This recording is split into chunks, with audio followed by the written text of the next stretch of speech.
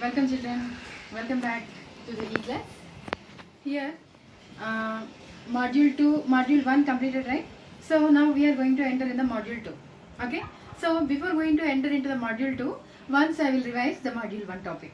Okay, here the first topic is the idea of a supreme God. Here the lesson name is devotional paths to the divine.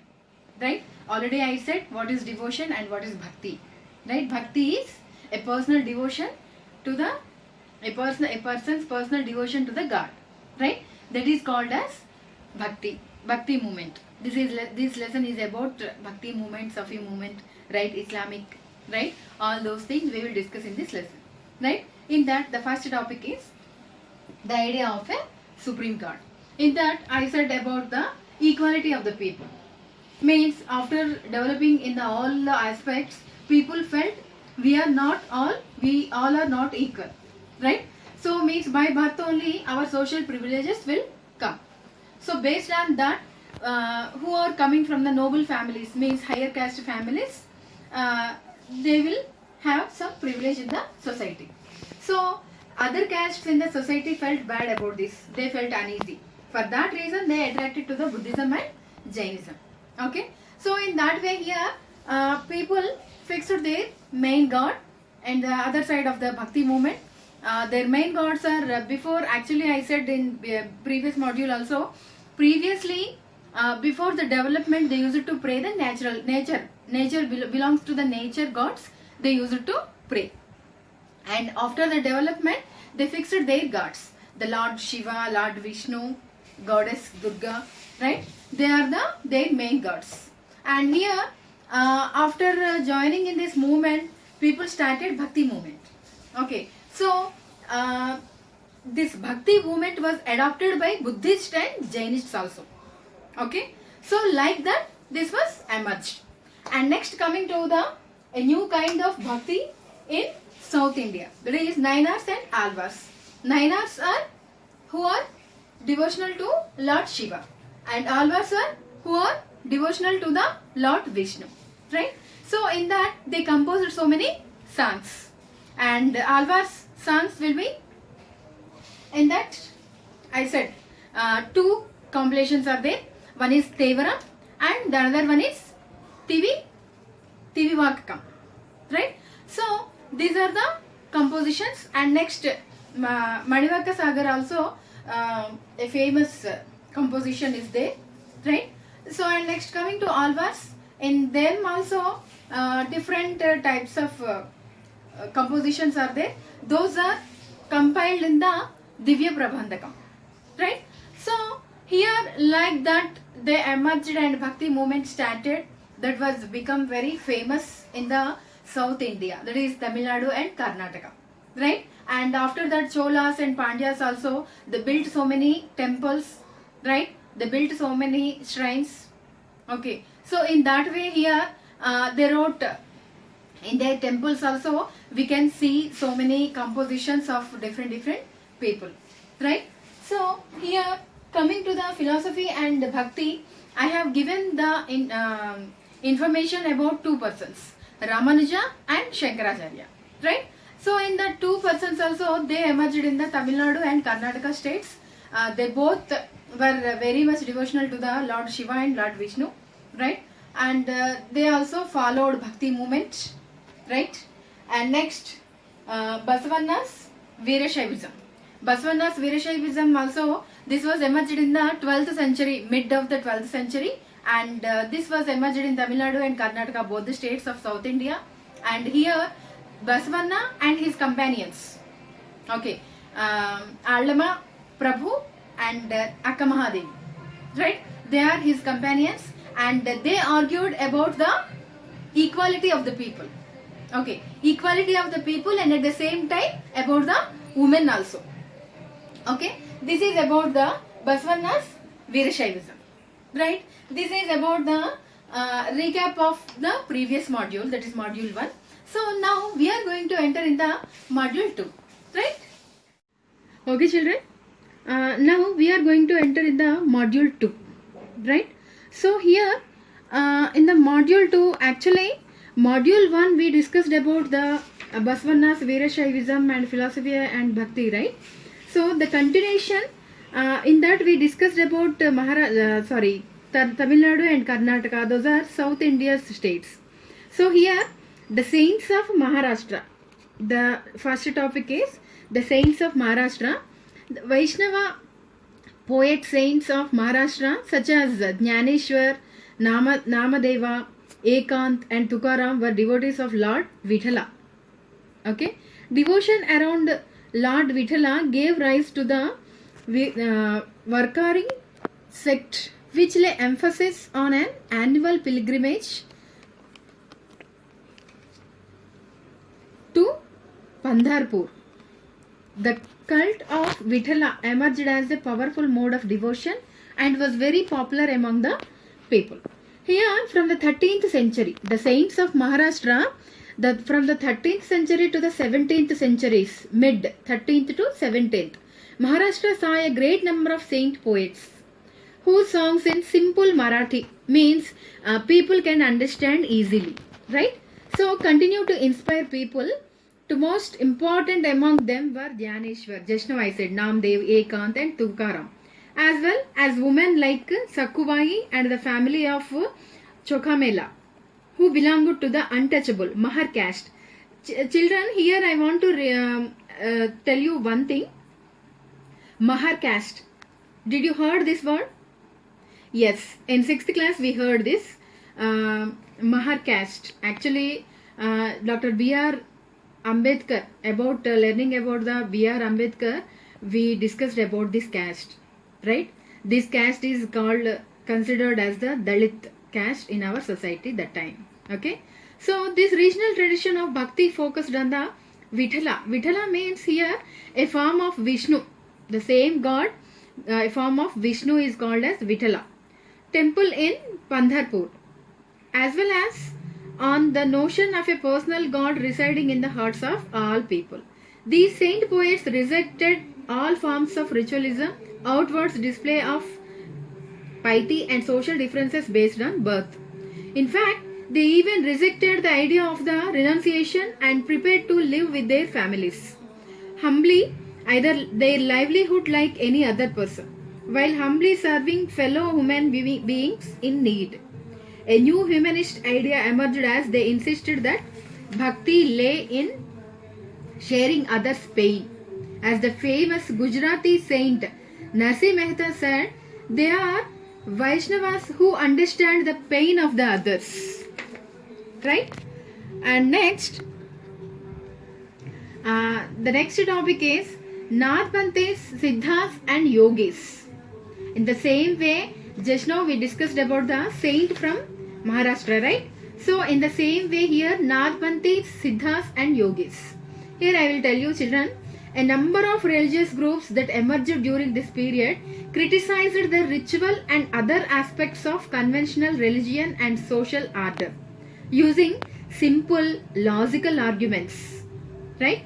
So among them were the Nathpantes, Siddhacharas and Yogis. They advocated renunciation of the world. To them, the path to salvation lay in meditation on the formless, ultimate reality and the realization of oneness with it.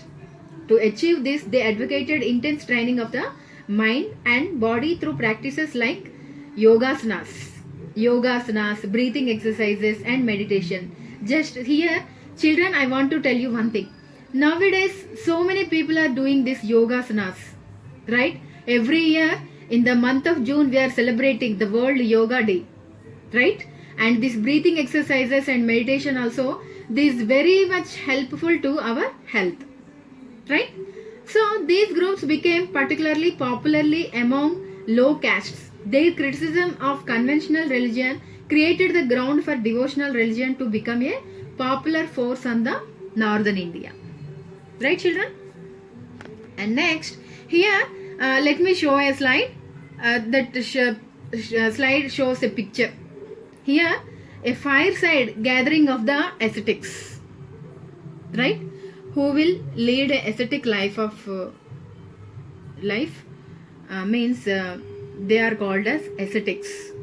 Okay, we will call sadhus, sannyasis, right? Those are also called as like that. So this picture shows that sadhus, a fireside gathering of the ascetics. And next, children, Islam and Sufism. The Sands had much in common with the Sufis, so much so that it is believed that they adopted many ideas of each other. Sufis were Muslim mystics. They rejected outward religiosity and emphasized love and devotion to God and compassion towards all fellow human beings. Islam propagated strict monotheism or submission to one God. In the 8th and 9th centuries, religious scholars developed different aspects of the holy law, Shariat, that is referred as Shariat, and theology of Islam. While the religion of Islam gradually became more complex, Sufis provided it with an additional dimension that favored a more personal devotion to God. The Sufis often rejected the elaborate rituals and codes of behavior demanded by Muslim religious scholars. Children, here we can understand the thing. The original Islam is have to follow so many rituals.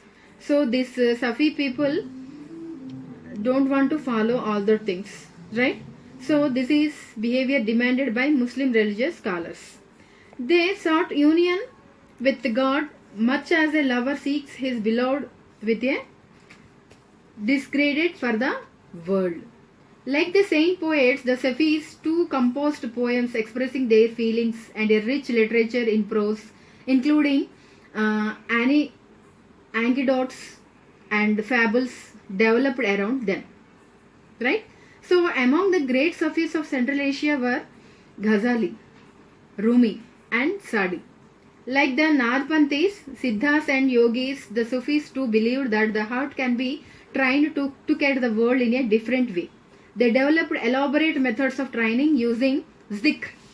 Zikr means chanting of a name or sacred formula. Contemplation, sama means singing.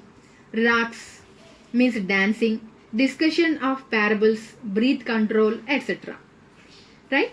Under the guidance of a master or peer, thus emerged the silsilas, means their views, a spiritual genealogy of Sufi teachers, each following a slightly different method. Tariqa. Different method means, here tariqa means method, means a type, a way of doing, right? Of instruction and ritual practice. Okay, children? Children, see this picture. Here, mystics in ecstasy, right? In Kashmir, the Rishi order of Sufism flourished in the 15th and 16th centuries. This order was established by Sheikh Nuruddin Wali, also known as Noon the Rishi, and had a deep impact on the life of the people in Kashmir.